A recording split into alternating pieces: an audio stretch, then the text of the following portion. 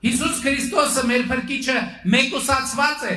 բայց լավ նուրն այն է, որ դուրս են գալիս Հիսուս Քրիստոս այդ թվում մեր եկեղեցում դուրս է գալիս մեկուսացումից եւ հաղթահարում է մեկուսացումը։ Եվ դուք տեսաք, որ նախորդ օրը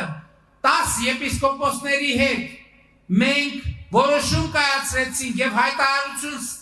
ստորագրեցինք Հայաստանի Արաքելական Սուրբ եկեղեցու բարենորոգման մեկնարկի մասին։ Եվ ես ուզում եմ, որ մենք բոլորս բարձր ծափերով ողջունենք 10 եպիսկոպոսներին եւ մեր բոլոր հոգեվոր հայրերին, ովքեր կանգնել են եկեղեցու